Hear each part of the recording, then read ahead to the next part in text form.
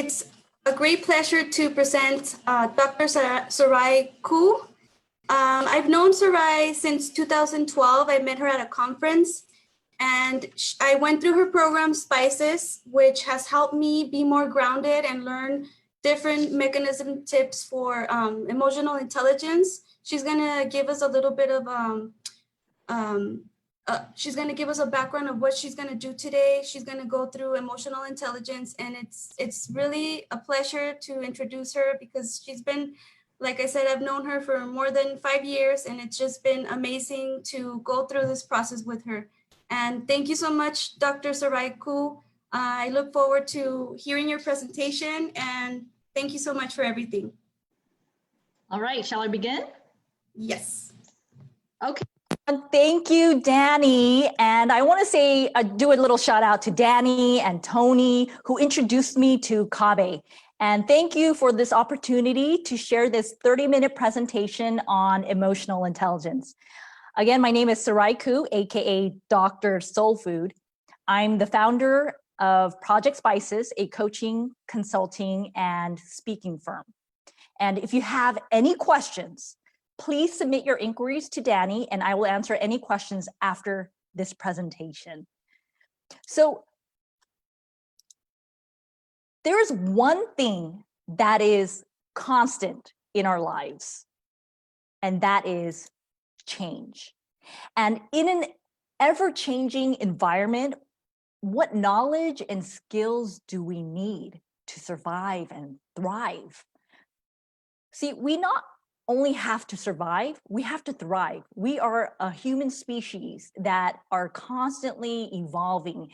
And one of the ways for us to improve and to live a long life and just to be with each other is to work on our emotional intelligence.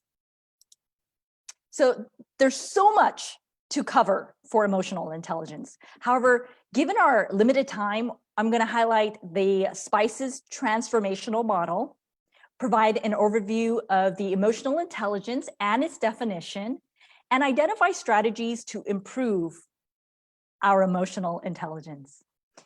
And I want to caveat that having emotional intelligence, or the lack of it, is a two-way type of, I guess, issue, consideration, is that internally, from our own perspective, we have certain emotional intelligence. However, how it manifests to others and the environment is perceived by other people.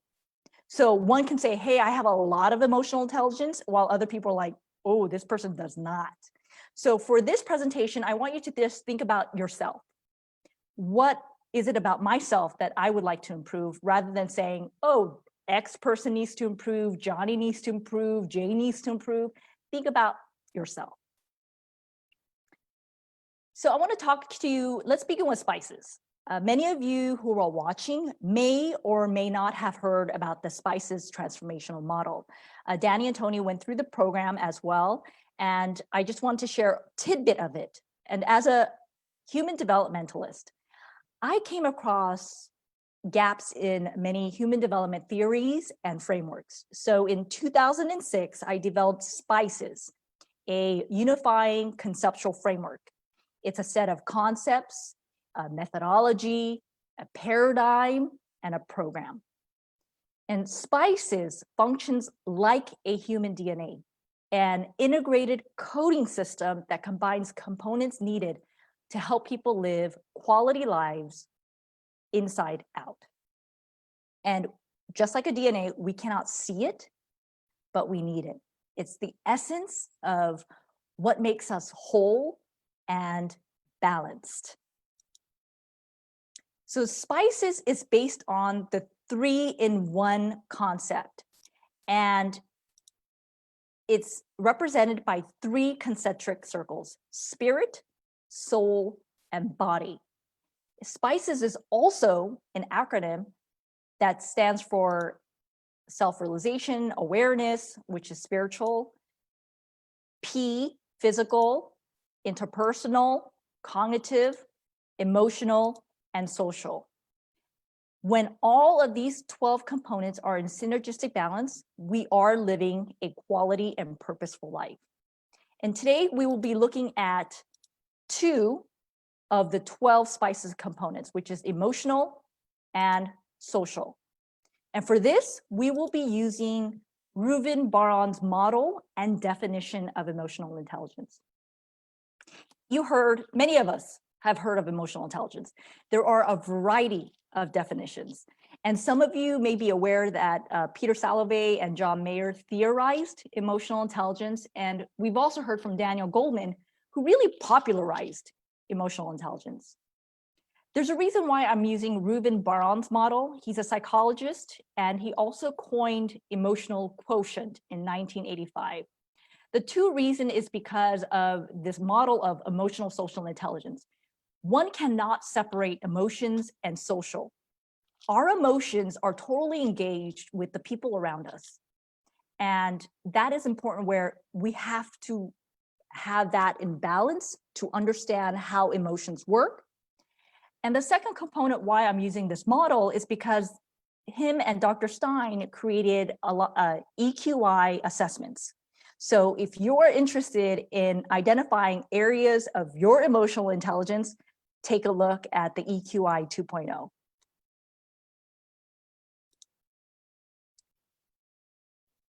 Defining emotional intelligence.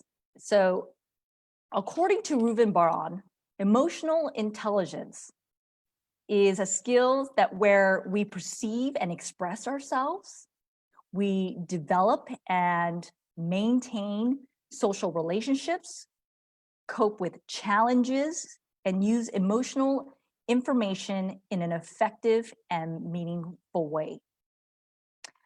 What's important is how we see ourselves, both positive and negative, and the level of emotional understanding we have of ourselves can be expressed in how we communicate with ourselves and others in our situated contexts. So who we are and what we think manifests in how we express our emotions through our interactions with people and the environment. And I'm going to highlight the model. If you take a look at the wheel, there's 5: self-perception, self-expression, interpersonal, decision-making, and stress management. So we went from a high level looking at spices, having 12 components, zooming in to looking at emotional and social components of the model. And now I want to share with you that Ruben Baron has 5 scales and 15 subscales, which I call competencies, that encompass emotional intelligence. So all 5 rolled up into 15 composite scales can identify areas where we can perform and are functioning on our well-being. So the scales and subscales build on each other.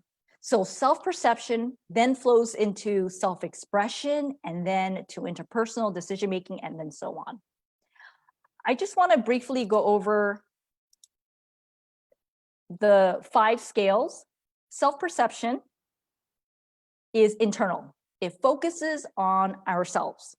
It's designed to assess feelings of inner strength and our confidence, our persistence in identifying and executing goals, while understanding what, when, why, and how different emotions impact our thoughts and actions. So this is internal. The next scale follows is self-expression. This is addressing our outward expression of our internal self-perception. It assesses how we remain self-directed and openly expressive of our thoughts and feelings, while effectively communicating our feelings in a constructive and socially acceptable way. So from our thoughts, it manifests to the way that we show up. And then the next phase is interpersonal. It's the engagement and maintenance of relationships based on trust and compassion. So a person can articulate an understanding of another's perspective. You can act responsibly while showing concern for others, their team, or the greater organization. So self-perception leads to self-expression, and engagement in the third scale, which is interpersonal. And when we engage with people, we're always making decisions. So the fourth scale is decision making. And as human beings, we are always making choices. We make decisions, and we cannot, as some people say, you can separate emotions and decisions. You cannot. We cannot separate our emotions. It's how well we understand the impact emotions have on decision making, including the ability to resist or delay impulses and remain objective rather than making rash behaviors and ineffective problem solving. And the last scale is, it keeps flowing, is stress management. As human beings, we have stressors. Stress is inevitable. It's how will we cope with the emotions, whether it's about experiencing change and unpredictable circumstances while maintaining hope and resiliency despite experiencing setbacks. So if you look at the scale, this all encompasses the emotional and social competencies. And many people are wondering, okay, we always talk about emotional intelligence. Well, what is it? What we just covered was Ruben Baron's definition of emotional intelligence. And within that definition, there are 15 competencies that encompass EQ. That's a lot, right? Okay, let's go on, where I want to share with you this normal curve. So the model I'm using goes hand in hand with the assessments that they created. They're valid and reliable assessments, meaning you can get a score, which is multiple scores, and see where you fall along the normal distribution. And the normal distribution is right there, where I just circled. So there are times where the normal population, we just fit, it makes sense. There's no reason, the general population, there's many of us who have emotional intelligence. What I do want to highlight is that 2 deviations above the mean, it's called times where I actually call it derailers. I'll give you some extreme examples of how some of these incidences show up. So for example, I'm going to use the scales and the subscales to give you 5 examples. If we go to self-perception and the self-regard subscale, an example of someone who is far above the mean, which is extreme, is someone who believes is confident. And to you, that person appears overly confident. I don't know if you met someone, this person thinks that they're better than you, and this person appears arrogant, self-centered, and narcissist. That is an observation where a person can look at someone and say, oh my gosh, this person is like beyond extreme, and now it's become a derailer. Another example is self-expression, emotional expression. So this type of person is someone, it can be a derailer, is a person who just shares a lot, appears to be very transparent. And have you met someone who just shares so much about their personal life and you wondered, TMI, too much? And this type of person just talks, shares his or her thoughts and emotions, and in conversations, they're known as the hijackers. So if you meet this type of person, you'll notice that this goes beyond the normal distribution, the normal curve. There are like extreme derailers. Another example in the interpersonal scale is empathy.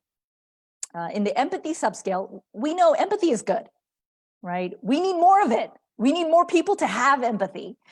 At the same time, if a person falls beyond the norm, this person absorbs your concerns, your needs, as if it's their own.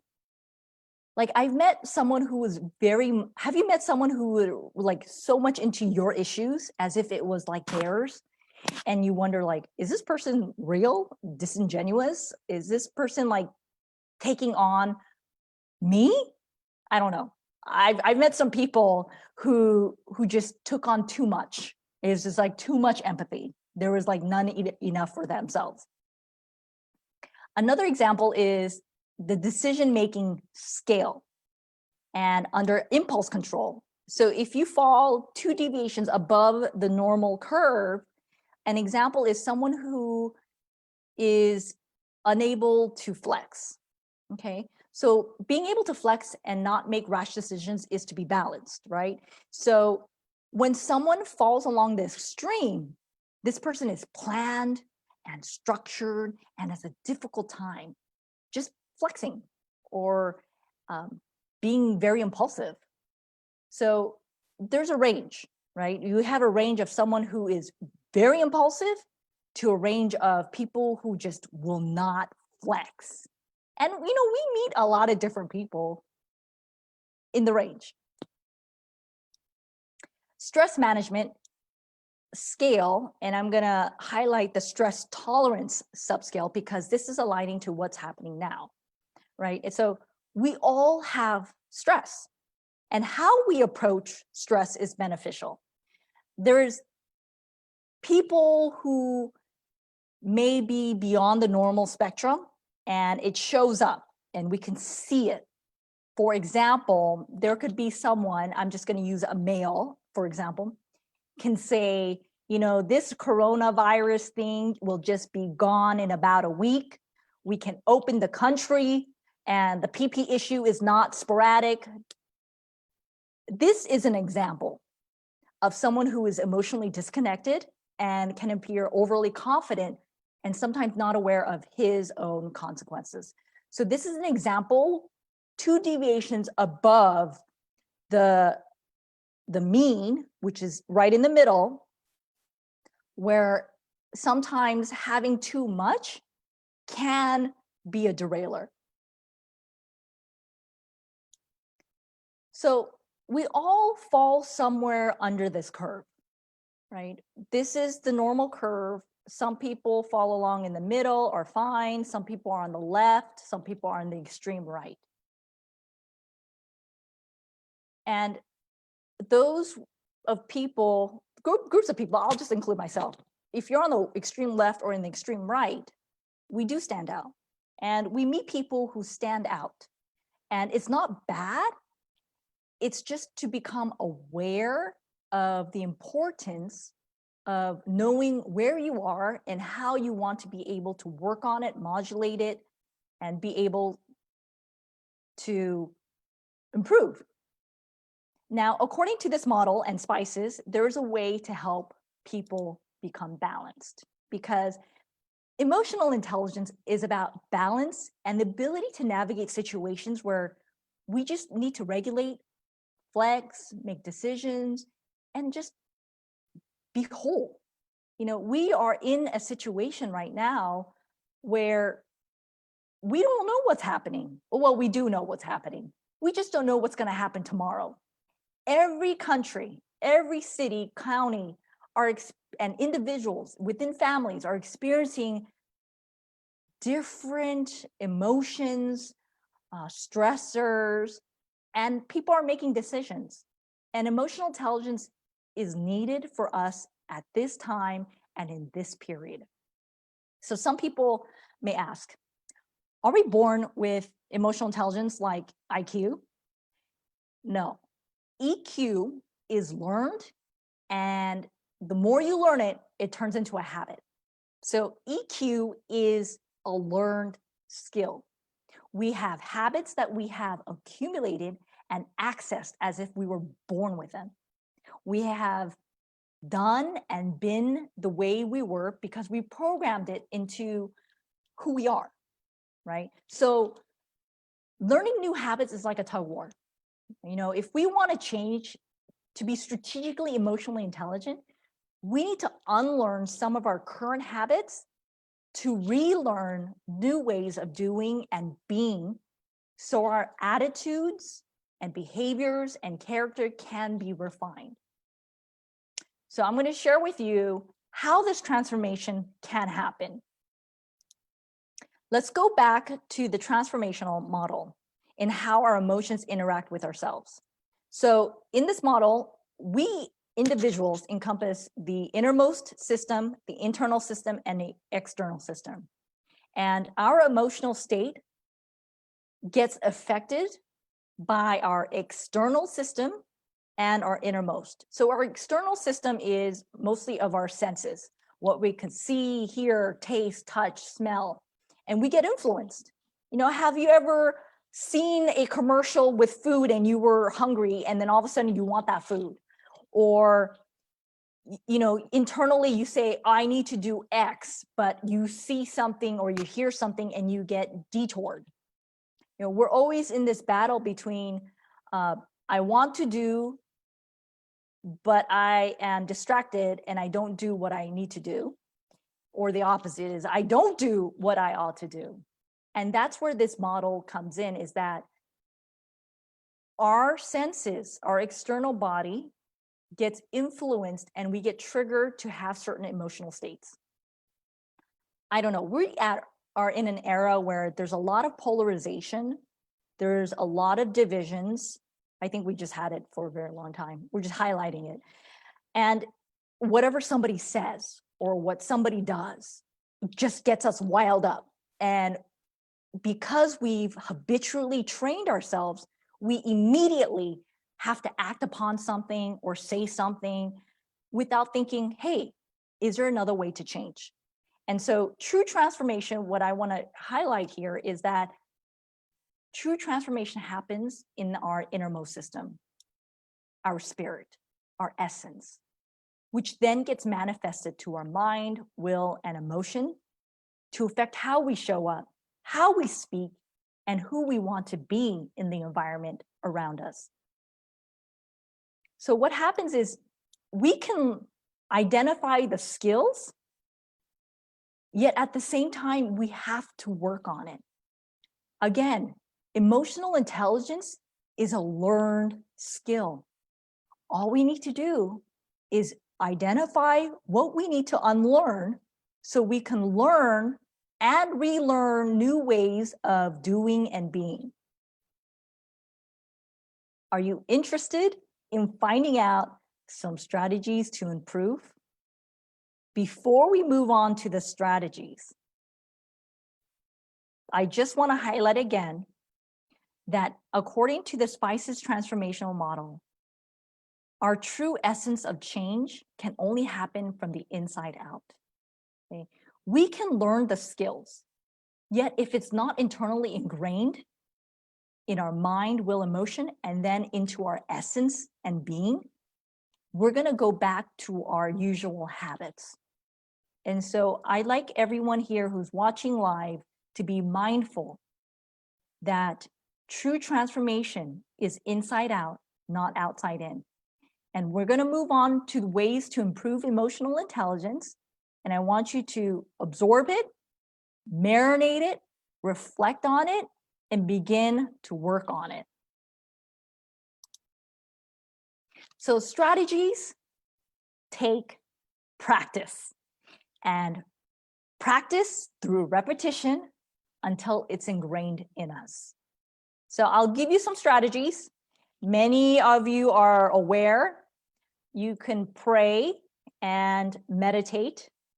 I like to do a lot of prayers and meditation because sometimes my prayers are answered. Another strategy is maybe going back to a place what brings you joy. Like, what really brings you joy? Can you imagine it? Can you imagine your happy place? Can you go to a place and just be? Try that. If you've never tried going to your happy place and finding out what brings you joy, you'll notice a shift in your own internal body. And you could be calm and relaxed. Another strategy is the trigger analysis. I call it the trigger analysis, is that if something triggers you, immediately instead of responding, try asking yourself the question of what gets you wild up? Why? Why am I being triggered? What is happening to me that allows me to be triggered? So I'll give you an example. The word clean is a trigger word for me in my house. And if I hear that word, something internally happens to me. And I always have to figure out like why that word is a trigger. So try that. Once you identify why and what's happening, instead of going to your usual emotional response, I dare you to try the opposite. And that's one way, a strategy for you to start improving is do the opposite.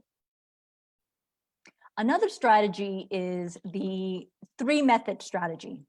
I call it the 3-method strategy is for you to find 3 consistent positive attributes about yourself that nobody can change, you can never shrug off. Because if you find 3, in the midst of a time of turmoil or negativity, you can go back to the 3 and keep yourself grounded. What are your 3 attributes? What are 3 positive attributes about yourself that no one can deny, that you cannot deny? Because at the end of the day, our emotions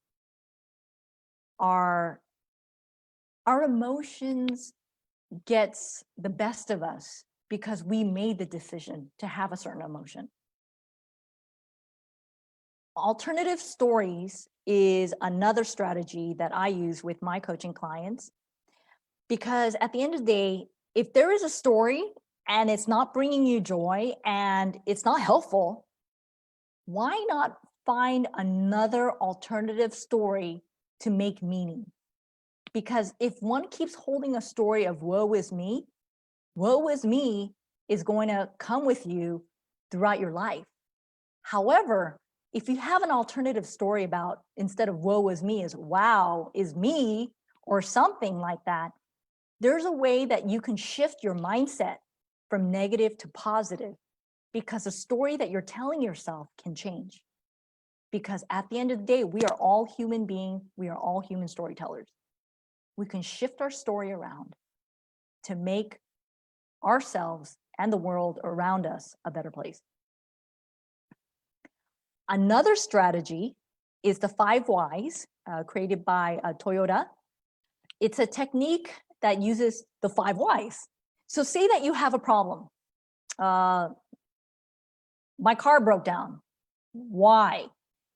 Because I didn't put gas. Why? So you keep going down to the why, where you could go down to the root of the problem. At the end of the day, in order for us to change, we really need to understand the root cause of what's happening to us. You know, a lot of times when I do my speaking engagements, people say, oh, I get so mad when my husband and wife does not throw the trash away. Well, really? Is that the real reason, or is there another reason? And usually and oftentimes, there are other reasons why people will react or act because of another root issue. So try the 5 whys and go deeper in identifying your emotions. Another strategy, there's a lot of strategies. Another strategy is shifting negative thoughts, negative words to neutral and positive words, right? It's a slow progression. We can't just be from negative to positive. We got to gradually get there. And, there are times where situations are really bad. So I've experienced a lot of discrimination in my time. What do we do with that story? Are we going to be that angry person? Or how are we going to use it in a way that we can make something negative to something positive? And that's what I did, is shift the mindset from negative to positive, not only for the health of ourselves, but the health of our family members or community, and just the people around us. So the strategies I mentioned is on the left side of the column. There are other strategies. So say that, for example, we're going to use Ruben Baron's model of emotional and social intelligence. And how do we improve our emotional intelligence based on the certain categories of the scales? Remember, according to this model and definition, emotional intelligence encompasses 15 competencies, 1-5. Yes. And there are ways in which we can improve on each and every one of them. I'm just, for this purpose of this presentation, we got 5 minutes left. I'm going to share with you two strategies for each scale. So you can write it, you can email me later, but hopefully this helps and gives you context and how building and learning emotional intelligence is strategic. So we have the 5 scales: self-perception, self-expression, interpersonal, decision-making, and stress management. So for example, say that you wanted to improve self-perception, things about your internal self. Well, one example is to create a to-do list and check off, right? You know, sometimes people say, oh, I want to do it, or people never get to it. Create that checklist. We have the time, we have the space, we have every moment to write the things that we want to do. And in order for our internal self to say, hey, we accomplished something, then you check it off. And I don't know about you, when you check off something that you've done, doesn't that make you feel great? Another example of improving self-perception is find 5 common emotional words, okay? In order to improve our emotional intelligence, one way is to develop our own emotional vocabulary, okay? The more emotional vocabulary words we have, the more we're able to express ourselves internally and how it manifests externally. So in the beginning, what's your 5 common emotional go-to words, right? Happy, glad, sad, I don't know. What are your words? And instead of going to that place and just getting angry, for example, you can communicate with somebody saying, I am angry, okay? Which goes on to our self-expression. I assert your emotional words, not you make me angry. It's I am angry, right? Because the person didn't make you angry. It's I chose to be angry. And there's a slight nuance that we need to be aware of. And we can avoid arguments and triggers and offending people is by taking responsibility for ourselves, is using the word I. Another way to improve our self-expression, maybe if you choose to, you can mentor or coach someone, right? It goes beyond yourself. Now you're expressing your emotions, you're getting involved with the community. You could totally do that. You know, we are seeing a precedent time where people are extending support, volunteering, donating in this epidemic, in this pandemic crisis. And so it's really good to see people just come out and just do something. To improve a component of interpersonal scale of emotional intelligence, one could volunteer. So you could coach someone, you can volunteer, you can actually practice gratitude to self and others. And I'll be very honest with you, I have a high self-expression, so sometimes I say things that I shouldn't, but I'm gonna say it anyway, is that my husband woke up 2 days ago and he said, I need to have an attitude of gratitude to you. And I said, thank you. So it's great, you know, I'm noticing, for example, in that moment in time, my husband is improving his interpersonal competency in communication. To improve our decision-making component, an example is to identify your conflict style and to flex, okay?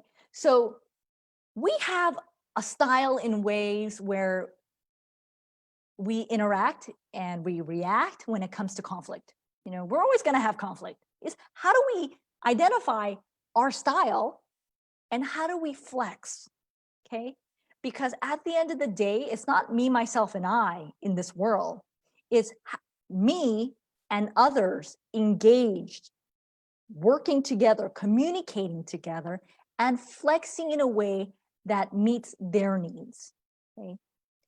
I believe that somebody who is emotionally intelligent is aware not only of themselves and how they are, how they think, how they process, but how they can also flex to others. Can you flex so you can help others, serve others, be in the best interest, you know, be the best you can be for others? Another example is pause. Pause. So, you know, there might be people who make decisions very rashly, and there's also people who wait a very long time. This pause activity and strategy is for people who or just make rash decisions. Oh, I gotta go, right? You know, people say, stay home, don't leave. And, you know, there are people who stay home, but, you know, you might have some people who just, you say, don't do it, and they just end up doing it. And so pause, like, am I going to risk going out, possibly if I'm asymptomatic, affecting somebody else? Or do I need to pause? Because do I really need to go to that store right now, right? Pause is a way to wait, reflect, and to think, what decisions is it going to be beneficial? Usually what I do is I create a decision tree. Like you start from the top. Do I do X, yes or no? And what is the effect of doing yes or no? And then you keep doing it until you find the best solution.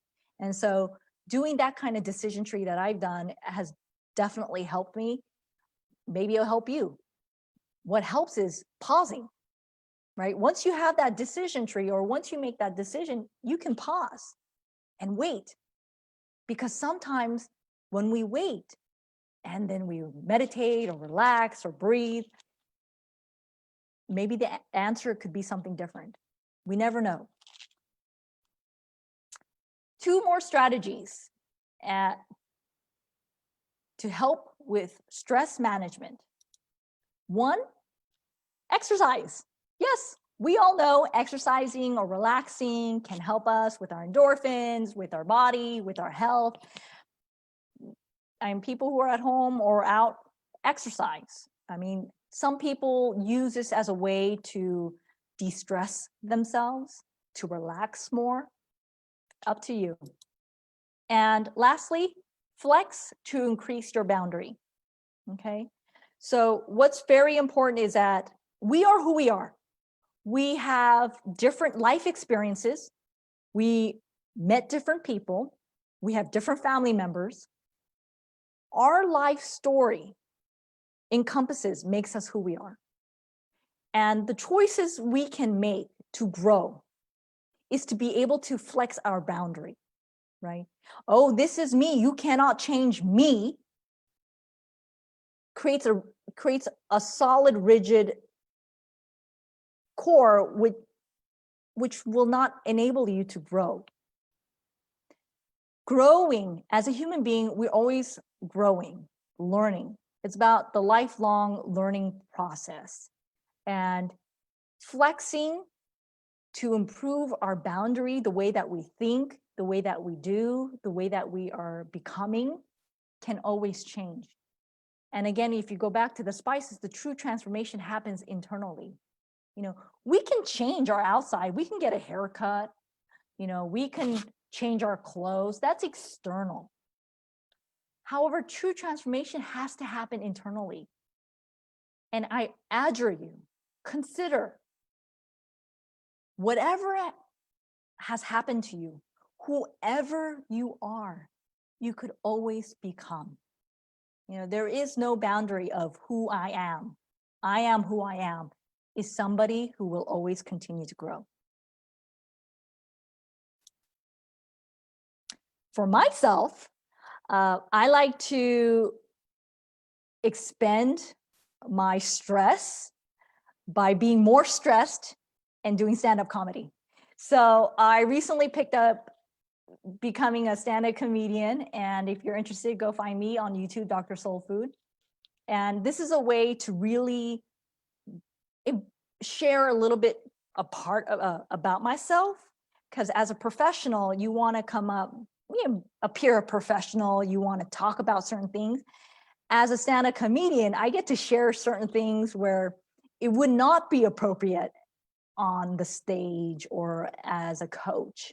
So I do this to de-stress, and then I stress myself out because I wonder if I'm funny or not. I think that's about it, and 30 minutes is up. If you are interested in learning more about emotional intelligence, there's so much more to cover. You know, go to my website, contact me. Also, if you're interested in getting a free Spices Emotional Intelligence Checklist, free, go ahead and subscribe to my leadership coaching channel and then message me and I'll send you a free checklist. And if you're also interested in taking a valid and reliable assessment, contact me as well, because those assessments are very in-depth and robust, and it will share with you, it will reveal the areas, the specific areas for you to improve. So thank you so much, everyone. Thank you for this opportunity, Danny. If anybody Thank you, Sarai. I just want to say thank you on behalf of Kave. It has been inspiring to listen to you once again. And like I mentioned at the beginning of the presentation, I experienced the Spices program back in 2013. And I cannot emphasize how much it has helped me to be emotionally grounded every day. And then most importantly, right now in the situation that we're living. So thank you, Sarai. Let's see if there's any questions. I don't know if people want to write any questions. Let's see. So somebody said attitude of gratitude, and then they put the thumbs up. So the best part was my husband said, I need to have attitude. I was like, that is brilliant. You know, as a wife, I pretty much ingrained it in him, and it took that many times to finally, for him to come up with that idea. I was like, oh, that is a brilliant idea. Yes, I really liked the presentation, Sarai. I enjoyed it. And it's true, we do have to implement the attitude of gratitude because we do take a lot of things for granted. So I think it's a great opportunity what's happening now to really reflect and to apply these strategies, because when everything is calm and everything is perfect, we don't really think about things. And then nowadays that we have this situation, we really have to apply these strategies. So really take advantage of this opportunity that she's offering. She's amazing. Like I said, I've been through her program. So if you're interested, please reach out to her. And once again, thank you so much for your time. It really was a pleasure to hear you and to see you once again. Thank you. Thank you so much, Danny. Thank you, everyone. Have a good one.